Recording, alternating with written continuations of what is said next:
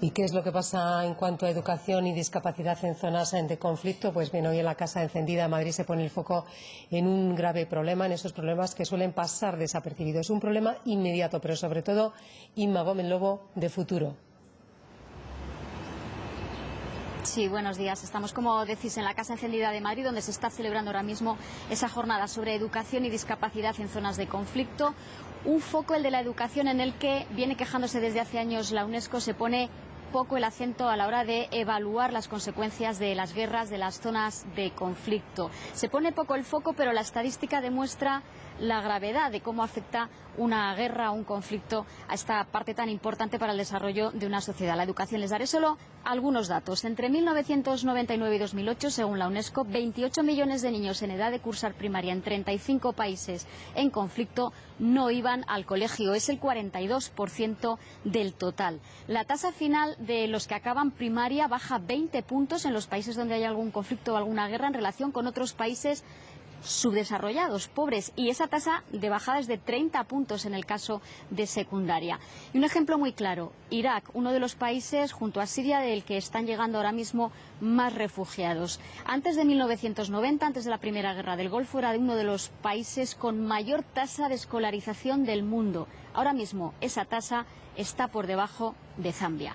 Vamos a hablar con Yumana Trad, es presidenta de la Fundación Promoción Social de la Cultura, que organiza esta jornada. Yumana, buenos días, gracias por atendernos. Muchas gracias por invitarme. Me está usted comentando, ahora se habla mucho de los refugiados, en su organización, como otras, lleva mucho tiempo trabajando con este problema.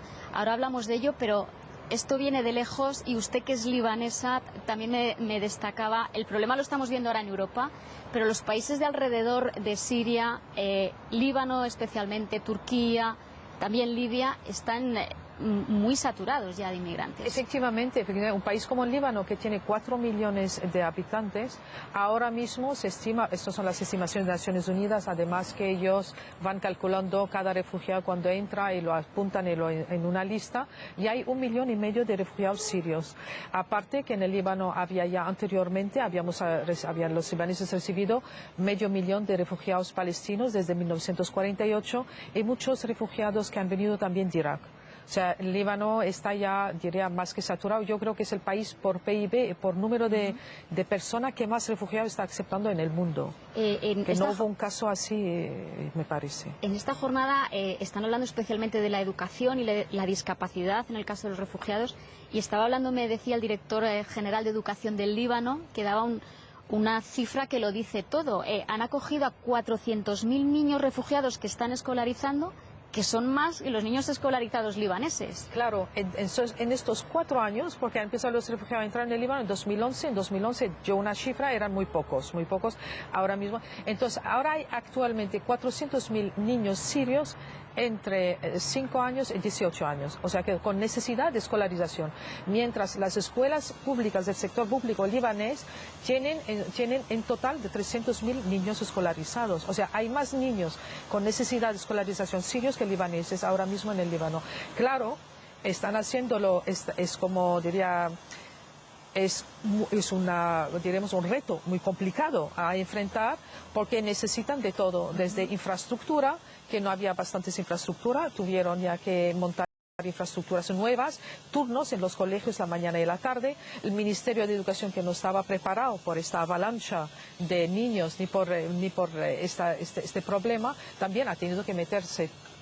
Han tenido que tomar muchísimas medidas, entre ellos a los profesores también. No hay que olvidar que los profesores, que tienen que adaptarse por turnos de mañana, de tarde, admitir a niños que no tienen la misma cultura que los libaneses, que también en su sistema escolar no estudian la misma cosa. En el Líbano el sistema escolar es bilingüe, de árabe, francés o inglés, mientras en Siria es solo árabe. Entonces había que poner a los niños a nivel de la educación libanesa. Muchos niños también han perdido 2 o 3 años de escuela por la guerra, porque no podían ir al colegio, o porque el colegio suyo estaba ocupado por otros desplazados de guerra dentro de Siria. Entonces, cuando han llegado al Líbano, ya han venido con este hándicap de tener 2 o 3 años sin escolarización. Entonces, había que ponerles también al nivel.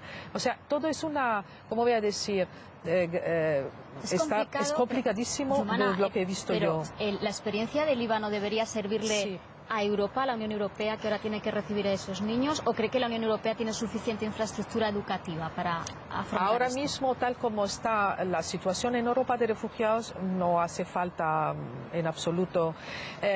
Quizá en el futuro, sí, quizá en el futuro no descarto, porque es una experiencia que nos estaba explicando este director general, que claro, ha requerido, la verdad, el apoyo del mundo entero, entre organismos internacionales, Naciones Unidas claramente, muchos países como Italia, Alemania, etcétera, y también muchas ONGs que han colaborado. Entonces, una coordinación entre todos los países y también una coordinación con el Ministerio de Educación. O sea, es una como llamamos nosotros las ONG de desarrollo, que es lo que se llama las buenas prácticas, que se pueden replicar en el futuro. Evidentemente, ahora mismo yo creo que en Europa no estamos en esta situación de la avalancha de refugiados que ha recibido el Líbano. Y, Yumana, teniendo en cuenta lo que vienen pasando estos niños, que decíamos, vienen otra lengua, otra cultura, otra religión, ¿cree usted que es mejor que vayan a centros donde estén ellos solos, donde recuperen el ritmo de las clases, o que es mejor integrarlos en los propios colegios de los países a los que van, con los niños?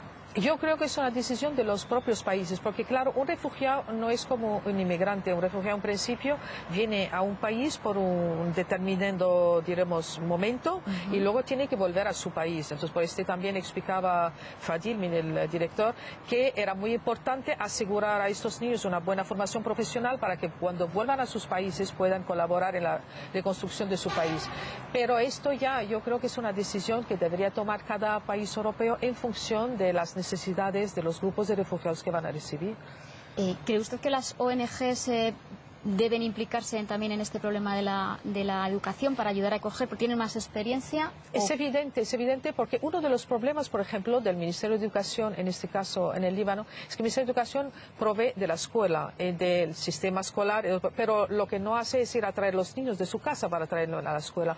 Y tuvieron necesidad, efectivamente, mucho de las ONGs para asegurar el transporte, para asegurar, convencer a los padres a veces de enviar sus niños a la escuela, para intentar ver cuáles son los niños que no están escolarizados, porque hasta ahora la mitad de estos 400.000 niños no llegan al colegio, no llegan a las escuelas. ¿Dónde están? Lo que hacen, si están trabajando, si están, no sé, quizá están captados por las milicias, quizá, o sea, hay que ver también lo que está pasando. En esto yo creo que las ONG son imprescindibles y también es muy importante una coordinación interministerial, claro, supongo aquí en Europa con asuntos sociales y probablemente con las ONGs. Yo creo que todos nosotros, todos los ciudadanos, tenemos que meternos en enfrentar este problema, porque es un problema muy importante. Decía claramente, dice, un niño, la franja de edad más grave, que es entre 14 y 18 años, que son los más difíciles a integrar en el sistema escolar, porque luego han tenido problemas, vienen de un país donde hay guerra, claro, quizá en los últimos 2 o 3 años no hay dos colegios, ya no tienen ganas de volver. Entonces, esta franja es quizá la más delicada, la que más hay que cuidar, porque es la que puede estar captada por los milicianos, por la delincuencia, entrar en delincuencia, incluido a veces entrar en el terrorismo, porque no hay que olvidar que allí hay también en Siria muchas organizaciones terroristas que intentan captar jóvenes así. No olvidamos el precedente que hubo en África, en Congo, donde trabajamos también de la de los niños soldados. Los niños soldados, porque les captaban las milicias, porque eran niños que ya no podían escolarizarse.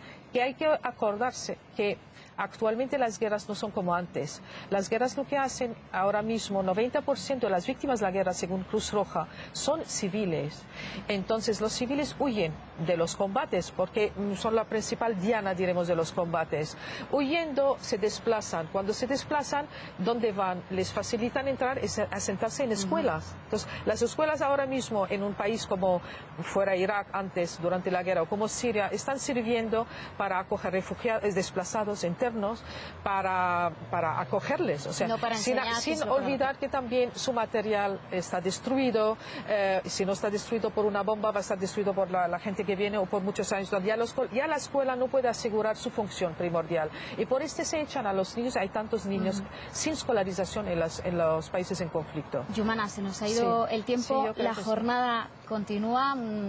Clave importante, la educación a la hora de acoger a los refugiados, un asunto que sin duda va a estar también encima encima de la mesa en esa reunión que tienen en unos minutos en el Ministerio de Empleo, las comunidades autónomas, los ayuntamientos con el Ministerio de Empleo.